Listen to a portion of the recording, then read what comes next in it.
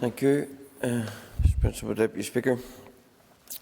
These regulations, I don't think any of us are particularly comfortable with them, nor should we be. They are, in the main, though, necessary, though they are not perfect. And I think as time goes on, we need proactively to address the imperfections. Both Mr. Nesbitt and Mr. Buckley have put their finger on one of the most poignant inadequacies in these regulations. The quite distressing situation that people are forbidden by law to visit the graves of their loved ones in a cemetery. As Mr. Buckley pointed out, these regulations preserve the rights of people to go to an off-licence, but they prohibit a citizen to go to a graveyard. You can go to the enclosed space of an off-licence, but you cannot go to the open space of a graveyard. How preposterous is that? And yet that is what these regulations provide for. Graveyards are not the gathering places, outside of funerals, which are separately taken care of large numbers.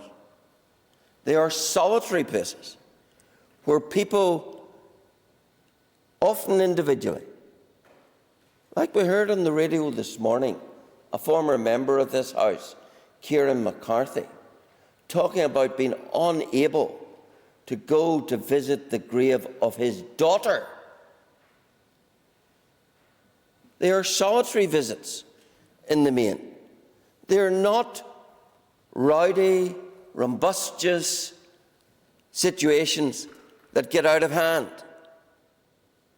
They are singular, but they're critical to the grieving process and indeed to the mental health of many.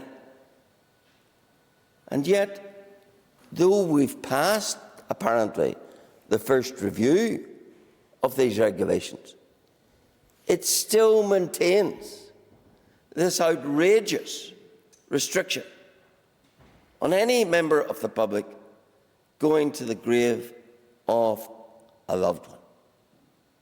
Now, if there's any compassion,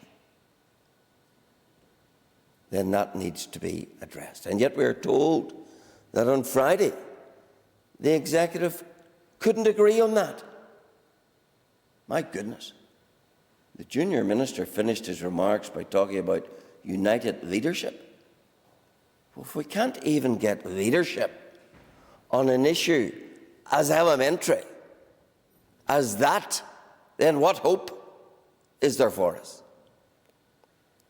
And when I look at these regulations, I have a query for the junior minister, presumably Minister Lyons, when he comes to respond. Who within these regulations has the authority to change that? Because when I read these regulations, I read in Regulation 2.3, as soon as the Department of Health, not the Executive Office, as soon as the Department of Health considers that any restrictions or requirements set out in these regulations are no longer necessary to prevent, protect against, control or provide a public health response to the incidence or spread of infection in Northern Ireland with the coronavirus, the Department of Health must publish a direction terminating that restriction or requirement. And the restriction or requirement that I'm referring to is that which is found in Regulation 4.8, where it says a person who is responsible for a crematorium or burial ground, and it's burial grounds I'm talking about, person who is responsible for a crematorium or burial ground must ensure that during the emergency period, the crematorium or burial ground is closed to members of the public, except for funerals or burials. That's the restriction which is giving the difficulty. Now, if I read Regulation 2.3 correctly, then the Department of Health could remove that constriction. So can the junior minister specify, is that correct, that the Department of Health, and therefore the Minister of Health, in his own right, could remove the restriction affecting burial grounds in 4.8, and that it doesn't require executive permission, to put it that way? And if that is so, then I would urge the Minister of Health to do it, and to do it now, because it is something which is most grievous to many. And if the Minister of Health can't do it, and it requires the executive, then it will be a test of the humanity of that executive as to whether or not they do it. It really is beyond belief that that restriction exists, while you can queue up, mingle in the closed premise, the closed environment of an off-licence or supermarket, but can't go to the open environment of a graveyard. Really, Mr. Principal Deputy Speaker, that issue needs to be addressed, and addressed quickly. Could I make a few other comments? Some parks have reopened. I don't take issue with that. Again, open spaces where social distancing applies. People's Park in my constituency in Ballymena was opened. The throughput has been 15 people an hour. What's wrong with that? You know, you read some of the medical experts, and they say being out in the open air is the best possible anecdote, the best possible provision you can make for respiratory problems. So why shouldn't people be in parks? And why shouldn't they drive to be in a park? I noted the junior minister in his opening statement said there was nothing to stop you driving within reason to a park.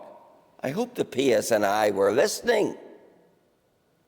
And I hope we won't have a repeat of an assistant chief constable making a fool of himself on the radio by blatantly misinterpreting these regulations. Anyone who reads them would surely know that in Regulation 5, there is no restriction on driving to a park for exercise. It's quite clear. For the purposes of paragraph 1, a reasonable excuse includes the need to obtain basic necessities, including food. You can walk, you can drive. To take exercise, you can walk or you can drive. To seek medical assistance, you can walk or you can drive. And yet we've had the folly of a senior police officer telling the public that you can't drive to take exercise. It doesn't say that. It doesn't do anything for public confidence. An assistant chief constable can't adequately read regulations. So I'm glad that that matter was spelt out today. Now, other issues that still require definition and refinement are the important issues relating to the opening of manufacturing and other factories. Because it is still opaque. It is still whatever you want it to mean. And it shouldn't be like that. 3 weeks ago, more now, the executive feuded over what factories could be open and what factories could be closed. And to try and square that circle, the Economy Minister set up a stakeholders forum, where for 3 weeks the mountain laboured. At the end of it, it brought forward a mouse. No further forward. Again, take it to mean what you want it to mean. And that is a lamentable failure of this executive. The junior minister needn't talk about united leadership if ministers in that executive cannot agree that if a factory can operate social distancing, then it can and should be open. Because at the end of this, Mr. Principal Speaker, we have to have an economy. And therefore, the common sense that so often is missing needs to be applied. So these regulations, the danger with them is that in some ways we get used to their abnormality. They are abnormal restrictions. We must not, as politicians, as a House, get used to this as the norm.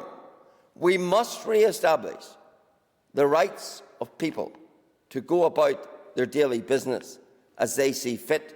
We must lift the hand of a government from oppressing in that manner. Yes, we must do it when it's safe to do so.